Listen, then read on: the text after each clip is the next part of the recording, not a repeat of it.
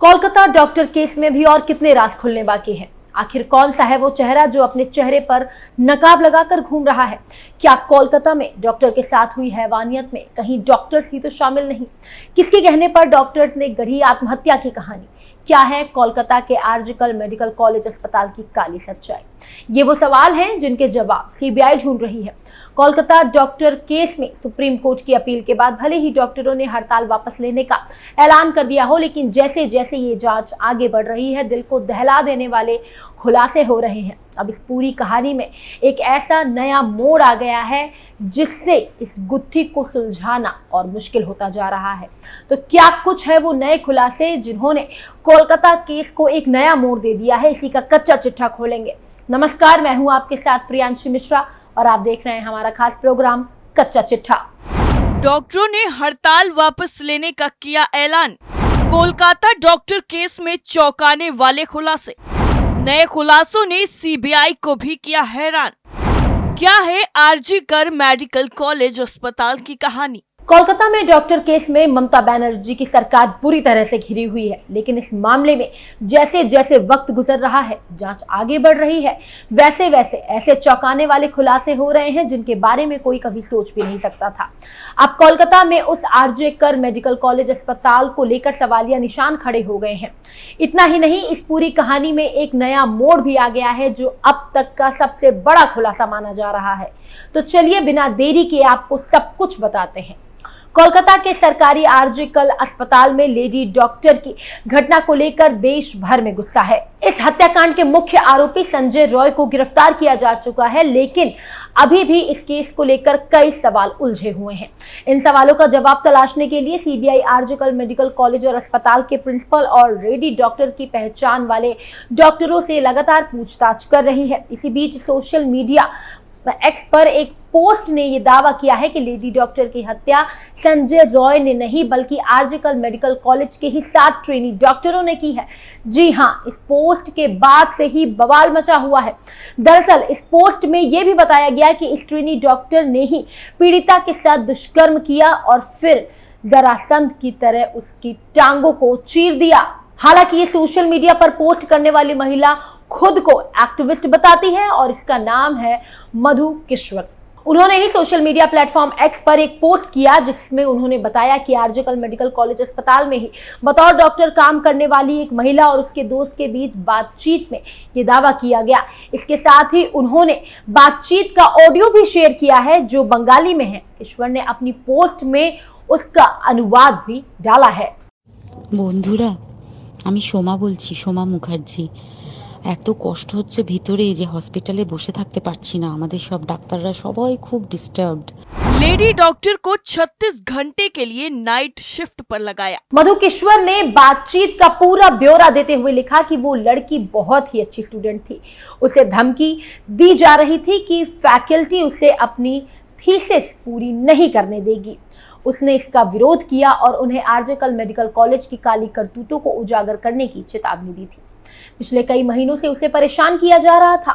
उसे बिना रुके 36 घंटे के लिए नाइट शिफ्ट पर लगाया जाता था और बहुत ज्यादा प्रेशर वाला काम दिया जाता था। चेस्ट डिपार्टमेंट के हेड, सीनियर पीजीटी और सभी को पता था कि प्रिंसिपल और उसका नेक्स्ट उस पर कितना दबाव बना रहा है। इसी के साथ वो बताती हैं कि पीड़िता इस दबाव के बावजूद बिल्कुल अडिग थी।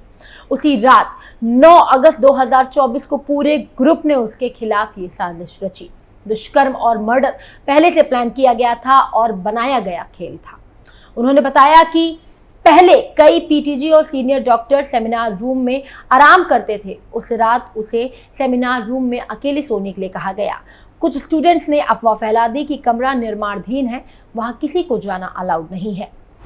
डिनर पर एक लड़की के साथ हुआ था झगड़ा। उस डॉक्टर ने दावा किया कि घटना से पहले 4 साथी स्टूडेंट्स ने उसके साथ सेमिनार रूम में डिनर किया।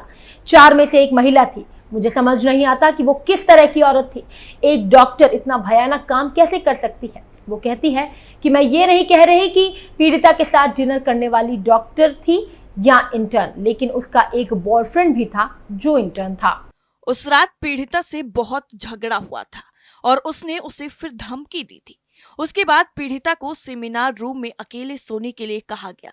वो बताती हैं कि फिर करीब 7 लोगों का एक ग्रुप नीचे गया। फिर उन्होंने पहले उसके हाथ कस कर पकड़े और उसे मारा पीटा और उसके साथ दुष्कर्म किया। इस घटना में उस महिला इंटर्न ने भी साथ दिया और मदद की। आरजी कर हॉस्पिटल की वो डॉक्टर इसके साथ ही दावा करती है कि उनमें से 2 ने उसके पैर पकड़े और जरासन की तरह अलग कर दिए, जिससे उसकी पैल्वी की हड्डियां टूट गईं। यहाँ तक कि उन्होंने उसके कॉलर बोन को भी तोड़ दिया। इसके बाद उसे उल्टा लिटा दिया गया था और साथ ही इंटर्न जूते पहनकर उसके ऊपर चलते रहे। उसके सिर को इस कद्र कुचला गया कि उसकी खोपड़ी फट गई।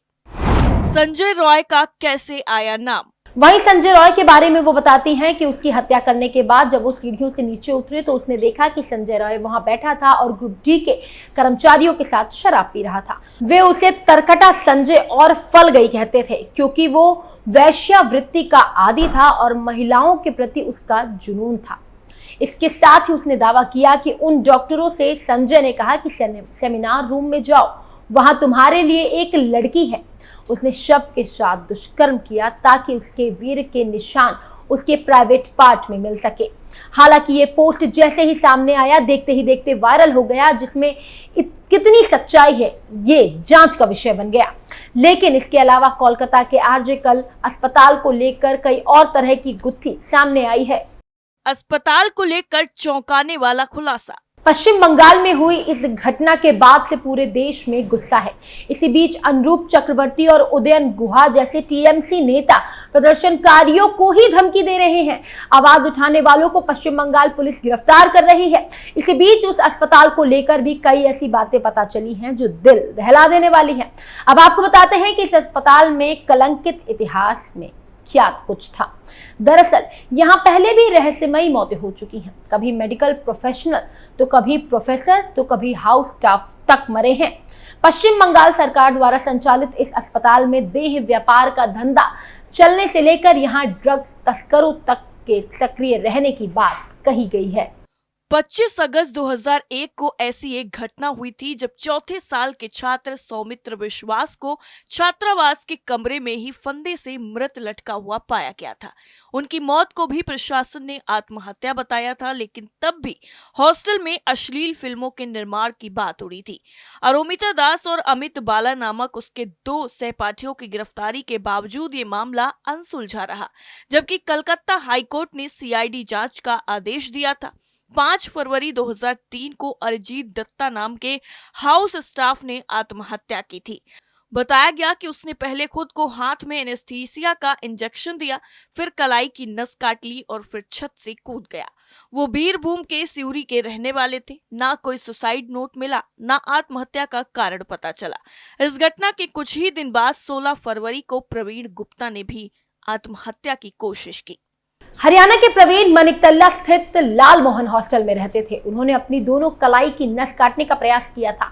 प्रवीण के पिता ने बेटे को किसी बात से परेशान होने की बात कही थी। वहीं पुलिस ने प्रेम प्रसंग बताकर कहा कि उसने अपनी प्रेमिका को सुसाइड नोट भेजा था। हालांकि उसके दोस्तों ने भी कभी उसे अवसादग्रस्त नहीं पाया। इसी तरह 24 अक्टूबर 2016 को 52 साल के मेडिसिन के प्रोफेसर गौतम पाल को सड़ा गला शव दक्षिणी दमकल स्थित उनके किराए के घर से बरामद किया गया। दरवाजा अंदर से बंद था तो हार्ट अटैक से अचानक मौत की बात कहकर पुलिस ने पल्ला झाड़ लिया। कोरोना महामारी के दौरान स्नातकोत्तर द्वितीय वर्ष की छात्रा पौलमी साहा की भी रहस्यमयी परिस्थितियों में मौत हो गई थी। पुलिस ने अस्पताल में 6ठी मंजिल से कूदकर आत्महत्या की बात कही। सहपाठियों से उसके अवसाद में होने की भी बात कही गई थी। आज तक ये रहस्य बना हुआ है। सौमित्र की मां ने बताया कि उसके बेटे को अस्पताल में अवैध गतिविधियों की भनक लग गई थी। एक कमरे में ट्राइपॉड और रिफ्लेक्टर भी मिले थे। कॉलेज में शवों के यौन शोषण तक की खबर सामने आई थी। 25 वर्षीय पौलमी भी अभी की पीड़िता की तरह ट्रेनी थी। यूपी के United resident and doctors association के अध्यक्ष डॉक्टर नीरज मिश्रा ने कहा कि अस्पताल में सेक्स वर्क की बात सबको पता है, लेकिन कोई भी मुंह नहीं खोलना चाहता। सौमित्र विश्वास की फॉरेंसिक जांच की रिपोर्ट अब तक नहीं आई है। ऊपर से नायलॉन के जिस छोटे धागे से लटके मिले थे वो भी पतला छोटा था और कहा गया कि उन्होंने इसे खुद नहीं लटकाया होगा। फिर भी पोस्टमार्टम रिपोर्ट में कुछ भी नहीं निकला। उनके गले से रुमाल ठूसे होने की बात भी पता चली थी। यानी कुल मिलाकर आरजीकर अस्पताल का इतिहास कुछ अच्छा नहीं रहा। लेकिन अब इस मामले में आगे क्या कुछ एक्शन होगा, ये देखना काफी अहम होगा। कच्चा चिट्ठा में फिलहाल इतना ही। बाकी तमाम खबरों को जानने के लिए आप देखते रहिए कैपिटल टीवी। नमस्कार।